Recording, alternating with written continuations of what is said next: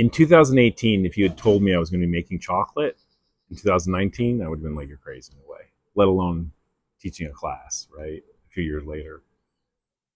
Um, Michelle and I were in Colombia and we were doing the hike to Ciudad Perdida, which is means lost city in Spanish, and it's its own sort of ruins, like Machu Picchu, except that it's you have to hike for 2 days, like really hardcore hike for 2 days in the mountains in the jungle. Uh, it's an amazing trip. I recommend to anybody, but don't underestimate how much work it is. And you have to do it with guides. And so we were hiking through, these 2 days to hike to get to Ciudad Perdida.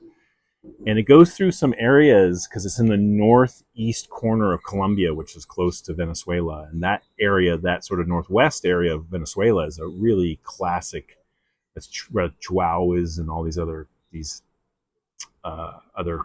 famous cacao growing regions in Venezuela. And that area in Colombia historically grew a lot of cacao as well. And so as we were hiking along this trail to get to the lost city, we were hiking through old cacao farms, and the people still lived there and still had them.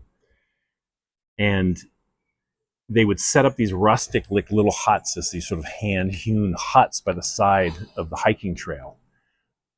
And they would make these rustic chocolate bars, almost like energy bars, or just these handmades. The chocolate was roasted over a fire and made with a metate, so it was very rough.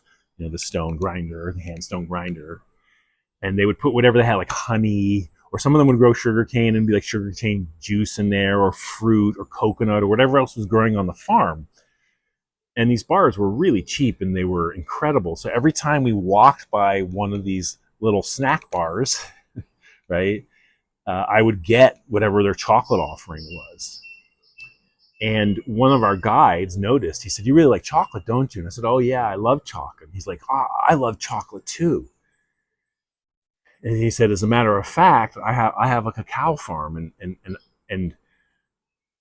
what I want to do is make chocolate and grow cacao and make chocolate." And I was like, "That's really cool. It's really interesting. I'd love to check out your farm." He's like, "Yeah, and I have white chocolate."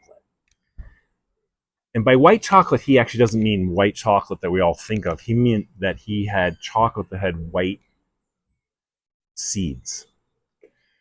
And at that time, my understanding of that had been informed from a 2014 episode of Anthony Bourdain's Parts Unknown, where he goes to Peru to check out these lost cacao beans, which were Marignon, which, National, which is the National variety, and that's a recognized genetic variety, and Marignon beans, and that those are real and important. And what was interesting about the cacao, at least as they presented in that episode, is that they were 40% white. They were 60% normal colored beans and 40% white. And the show presented that as something special and lost and like this ancient, bean, right? And so what I had taken away from that what they were saying is that white cacao was special and lost. That's all I knew, just as informed by Anthony Bourdain and Parts Unknown. So when my guide in Colombia said, "And I have white cacao," my antenna went up, because I had believed everything I had heard in that episode of Parts Unknown. And so I realized, like, oh yeah, after the hike's over, let's go to your farm and check out your farm. And so we did, and I checked it out. And indeed, and he showed me how you can have white, and he even showed me how the flowers can be different, and then he showed me all his beans. And so I thought I'd discovered like the lost white chocolate of Colombia.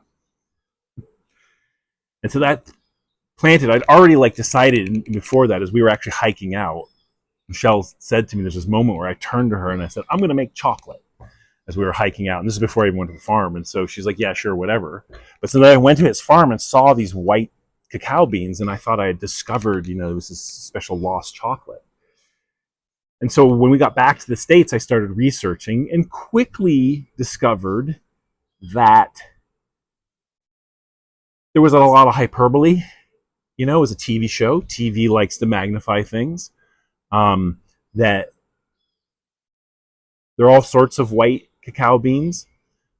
But what I did learn, which is interesting, actually, is that those were porcelana beans, is what I've learned. And at that time, this is 2019, nobody was talking about porcelana in Colombia. We know now that there's porcelana in Colombia, but when I did all my reading and research, so maybe I was a little bit early, maybe I discovered, but I come across porcelana in Colombia before the larger craft chocolate world knew that there was porcelana in chocolate. Makes a lot of sense to me because that's where the porcelain in Venezuela, that's where all the porcelana is in Venezuela. So why wouldn't it cross the border at some point? And right, these are cacao farmers who have generational cacao farmers, right?